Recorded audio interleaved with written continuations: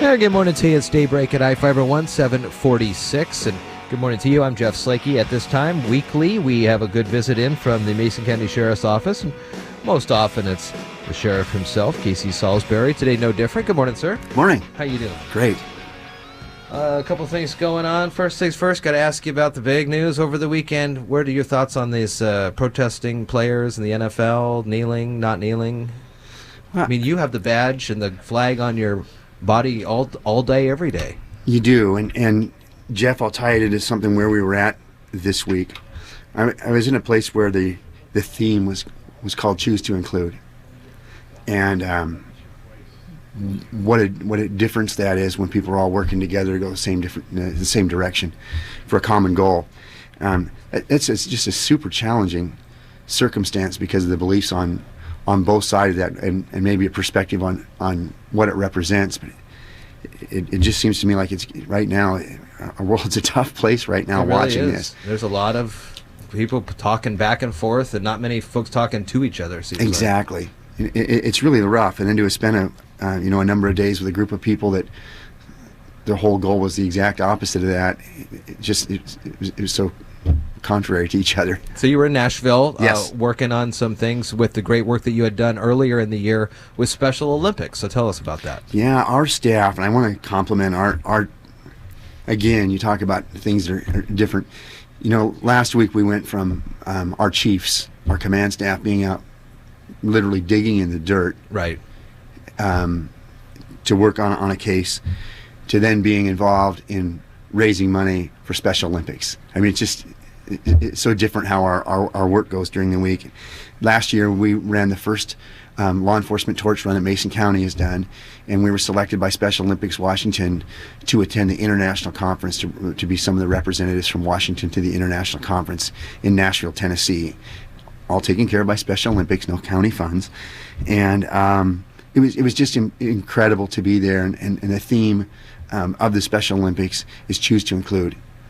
And we're there with police officers, because it's a law enforcement torch run, from all over the world, and people from all over the world. A number didn't even speak English, and everybody gets along fine, and everybody it goes so well. It's just incredible to see that from people from all different backgrounds, all different countries, coming together for a common cause, and to figure out a way to help people with intellectual disabilities. And it was just an incredible thing to go from that to flipping on the news. Yeah. I know the community really got behind the efforts here in the county for the first time we did this here.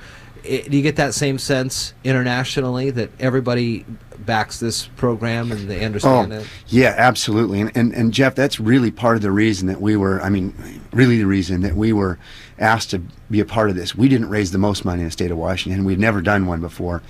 But what they looked at was, we weren't just a community where somebody came out and did a sponsorship, and it was about their sponsorship. It wasn't about some national big company saying, here's a check. What they valued about watching what we put together, Troy Jasmine put together a video, was that we had people from individual small businesses come out and hold signs and cheer our athletes on. And I hate to get in individual ones because I'll miss somebody, but we had, but I will. We were out at the Alderbrook, and the staff came out as we came in and ran down the docks, and they held signs. Down here, our banks, people in our banks walked out on the sidewalk. So it wasn't just a big corporate sponsor. It was people from our small businesses and all of our businesses in town that came out and supported that. And in such a small community, and it came together very quickly for the first time, and we did pretty well. Yeah. We broke their goal for our area, and now we're looking to do that again next year. What I would like to tell people who are listening out there, there's always seems to be controversy with everything. We went out and tried to promote and get people to be involved, and then there were some that did. And the recognition that went to them, some of the businesses called and says, gosh, it got to be overwhelming. So many people started calling, wanting to use my business because I was a sponsor of Special Olympics. And then other people called and said, well, how come I didn't get? Well, we asked you to be part of it. Yeah. And so a number of those businesses that came out, the response was incredible across our Facebook page, in response to our office, to those businesses that contributed. So many people called from way out of the area. One business was getting calls from clear away in King County, asking them for their business to come up there, and he said, I don't go that far. I'm not that big. Wow. I couldn't handle all these for next year. If I just took the people that called me, I wouldn't be able to make it to all of them. Wow. My business isn't big enough. So that was outstanding.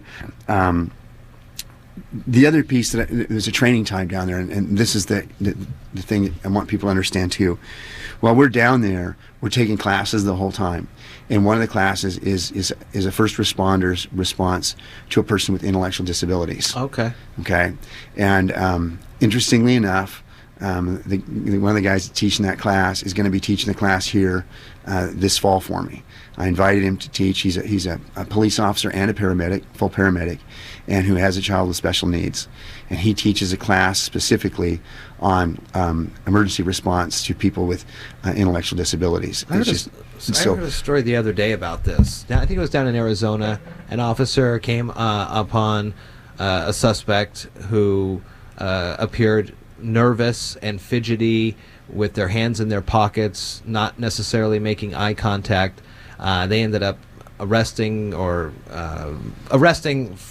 during that time the person, and it turns out that they were on the autism spectrum. Yes. What can you do to ensure that the parents and families that things are going to be done, but respecting not only your guys's, you guys safety. have to stay safe, as well as someone who may not understand the situation they're in. I said, boy, what a great question. Hey. One of the whole classes was understanding the autism spectrum. Really? And those characteristics. And I used to teach school, and so I had some of this. I taught some special ed classes and things. But it's that recognition, Jeff, when you're there, and you almost have to have done it a few times to understand or be aware of what that could be as opposed to what it might not be. Okay. Maybe that person's very sensitive. There's certain things that people on the autism spectrum are either drawn to or discourage them, I guess you'd say, create issues for them. And if you see one of those things happen, it might be just incredible loud noises and ongoing. Pulling up with your lights and sirens on and trying to contact somebody like that is not really helping if that's and you can start to recognize that right away. How can we change that environment around the person? Not the person sometimes. Can't change. Someday you're going to be able to change that person. Right. But you may be able to change the environment around them a little bit to maybe be more accommodating. And sometimes that one small thing can make a huge difference. Of course, every person that we respond to, every circumstance is different, and we don't know. But there are times when you go maybe to the same residence or the same location a few times, and you have an understanding of what's going to happen before you get there. And some of those things, it's mixing policy and procedure and being able to regulate that in the best interest of the person you're trying to help. And there's a fine line there, but we ask our folks to do that every day. And it's very challenging. I'll bring a letter down next week if you'd like to see it. Our officers responded to a location where a person came out with a gun and actually pulled the trigger on it, but it was unloaded. Wow. And just very similar to that circumstance that happened in King County in Seattle a while back. And could our officers have responded differently? Yes, they could have, and they didn't.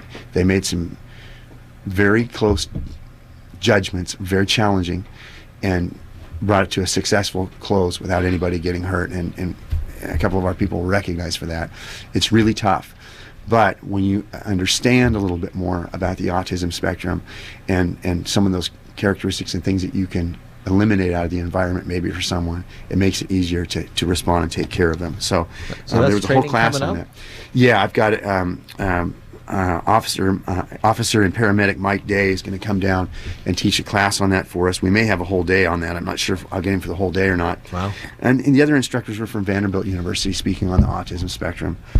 And I guess the last thing, like I told you, I think before we came on, it was interesting to see the people that come out and support. Of course, the hotel where we were at was right next door to the Grand Ole Opry. You can't go. We missed seeing Vince Gill there. It was tough to get a ticket for that. But we were able to tour the Grand Ole Opry. But in the evening, what I thought was really kind of a special deal is different people. Everybody in Memphis can sing and play guitar. I don't care who they are. I mean, everybody that is down there is incredible, and they're all great. So they had a number of performers that came in to perform for the Special Olympics athletes and us as guests. And partway through one of those performances, out walks Jamie Johnson, sings a song in color, and played for, I don't know, an hour or two. just him and his guitar. And Wow. it was just walks out and said, "How y'all doing?" There's a lot of y'alls. Said, "How y'all doing?" I couldn't believe it. He walked out and played for quite a while. We're like 10 feet from him, and what an impressive thing. But next year, just to throw this out there because we're getting started, the 2018 Special Olympics USA Games. So the entire United States can be here in Seattle. Wow. And we're gearing up for that. And we'll be getting ready next spring to do our Special Olympics law enforcement torch run and to raise money again. And if you're a business or an individual that wants to contribute or come out and help us in some way so that we can sponsor our athletes from our region right here to be able to go throughout the year to Special Olympics events and participate. And if you've never been to a Special Olympics Games and see what happens when somebody is given the opportunity to participate and do something super meaningful through athletics, then you can't stop helping. It's just incredible to see when somebody has that kind of success and you got to help somebody make it possible for them to go out and compete. Yeah. And that's what we're trying to do here, is to raise the money that we can for our local athletes to be able to, throughout the year, to compete in one of the games of their choice and have that feeling of being everybody is included. And so we keep saying we choose to include, and what a neat opportunity. Very nice. Mason County Sheriff Casey Salisbury will definitely put that on the calendar for upcoming spring and get that information, continue to focus on that. Well, good to talk with you this morning.